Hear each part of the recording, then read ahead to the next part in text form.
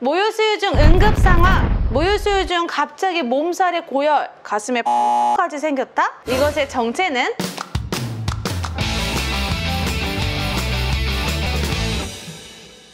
안녕하세요. 똑똑한 엄마들의 똑똑한 TV, 맘똑TV. 오늘은 모유수유 중 응급 상황이라 불리는 유선염에 대해서 얘기해볼까 해요. 전몸살에 대해선 많이 들어보셨죠? 출산 초기에 발생하는 유방 우려리나 유선염을 쉽게 전몸살로 통틀어서 많이 얘기하시는데요. 제가 출산 후에 겪을 수 있는 유방 우려에 대해선 이 영상에서 자세히 다뤘으니 참고해 주시고요. 유선염은 초기 전몸살, 즉 유방 우려과는 다르게 유방에 염증이 발생한 상태로 보통 여성의 한 20-30%에서 발생할 정도로 흔해요. 또 출산 후 첫 6개월 이내에 발생 빈도가 제일 높지만 수유하는 동안엔 언제라도 발생할 수 있고 재발 가능성도 있습니다. 그렇다면 유선염은 왜 생기는 걸까요? 첫 번째로 잘못된 수유 방법 때문에 유두에 상처를 입게 되어 균이 침투했을 경우, 그리고 빠는 힘이 약하거나 잘 먹지 않고 잠만 자는 경우, 설소대 단축증 등의 이유가 있고요. 두 번째로 수유를 건너뛰거나 모유수유 패턴이 불규칙할 때, 밤중 수유 중에 아기가 통잠을 자거나 이유식할 때 수유 횟수를 줄이는 등의 이유로 수유를 건너뛰거나 혹은 외출할 때 수유나 유축을 할 수 없어서 건너뛰는 것처럼 모유가 오랜 기간 내 유방에 정체되었을 때도 유선염이 발생할 수 있어요. 세 번째로 빈혈, 과도한 피로, 스트레스로 인한 면역력이 감소했을 때, 네 번째로 전량 과다, 아기가 수유를 하면서 젖을 싹 비워줘야 되는데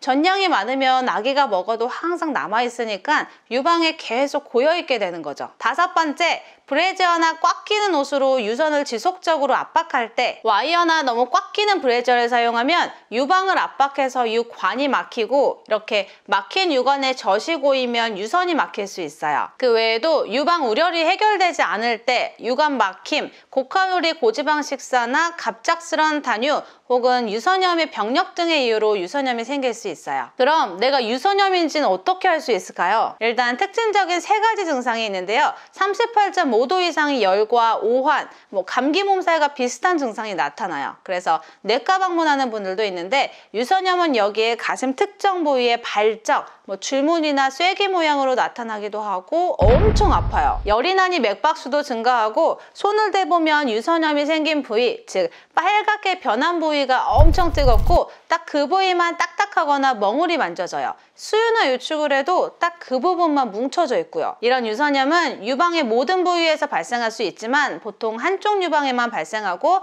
유방의 바깥쪽 위의 4분의 1 지점에서 많이 호발합니다. 그렇다면 이런 유선염 증상이 생겼을 때 엄마들은 어떻게 해야 될까요? 일단 유선염이라고 해도 유방에 염증이 생긴 거지 모유 자체에는 감염되지 않았기 때문에 모유 수유 가능해요. 하여 유선염이 심하지 않다면 냉찜질과 온찜질을 상응에 맞게 하면서 아기한테 최대한 자주 물리고 휴식을 잘 취해 주신다면 항생제 복용 없이도 호전되기도 합니다. 그래서 일단 모유 수유하기 전에 젖사출이 더 잘 되도록 10분에서 15분 정도는 온찜질을 먼저 해주세요. 근데 유선염이 생기면 모유에서 짠맛이 나서 아기에 따라 잘 안 먹으려고 하거든요. 반대쪽 먼저 수유하면 맛있고 잘 나와서 잘 먹어주는데, 이제 유선염이 생긴 쪽 여기를 잘 빨아줘야 되는데 짜네, 잘 안 나오네, 배 좀 찼으니까 그만 먹어야겠다 할 수 있거든요. 그래서 유선염이 생긴 쪽, 이 유선염 발생한 쪽을 먼저 수유해 주세요. 자, 그리고 지금부터가 중요해요.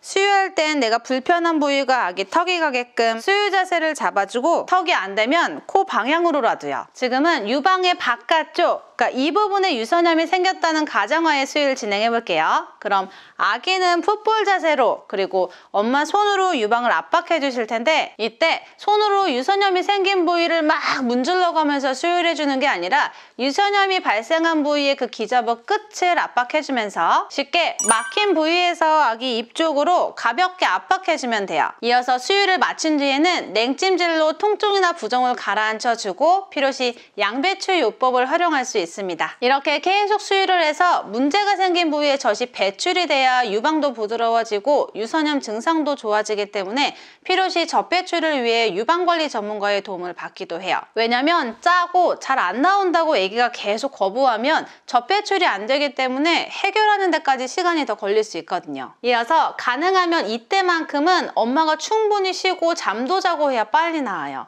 알지만 참 힘든 부분이죠. 또 직접 모유 수유하기가 어려운 경우에는 반드시 유축기를 사용해서라도 모유 공급량을 유지해주세요.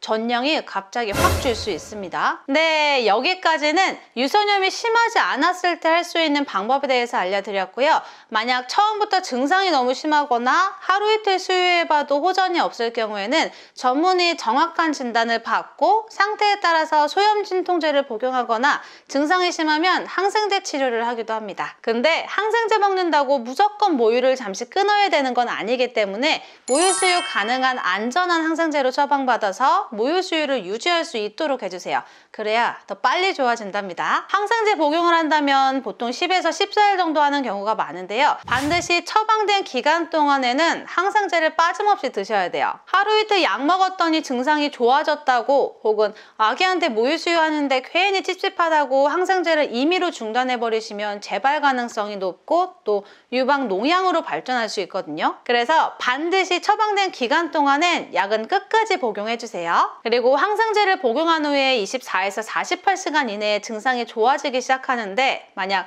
48시간 이내에도 항생제 치료 효과가 없다면 다시 병원을 찾아가서 원인균에 맞는 항생제 치료를 해야 돼요. 사실 저도 일할 때 유선염, 유방우렬 이런 전몸살 때문에 유방관리 받으러 오는 산모분들이 되게 많았거든요. 초기에 바로 오는 분들은 유방 관리로 해결되기도 하지만 증상이 너무 심한 분들은 병원 방문하셔서 진료를 꼭 받아보라고 말씀드렸었어요. 왜냐면 항생제 치료가 꼭 필요한 분들은 유방 관리만으로는 해결이 잘 안 되고 또 재발할 수 있거든요. 그렇다면 유선염을 예방할 수는 있을까요? 네, 있죠. 아까 말씀드린 유선염의 원인들을 해결해주면 돼요. 그래서 올바른 전물기 방법으로 수유를 하되 항상 똑같은 자세가 아니라 다양한 방법으로 수유해 주시는 게 좋고요. 특히 전몸살이 자주 재발되는 분들은 단유할 때나 수유 횟수를 줄일 때 양을 천천히 점점 줄여주시는 게 가슴에 부담이 덜 되겠죠. 전량이 많은 분들은 전량 조절해 주시고 유방은 너무 압박되지 않도록 해주세요. 와이어 있는 브라나 깎이는 브라, 장시간 누워있는 자세로도 유선염이 발생할 수 있습니다. 그리고 스트레스와 피로는 줄이도록 노력,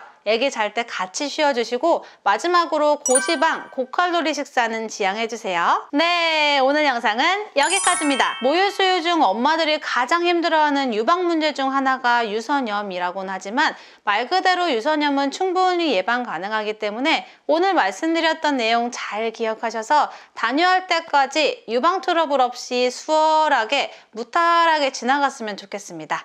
오늘 영상이 도움이 되셨다면 좋아요, 구독, 알림 설정까지 꾹! 감사합니다.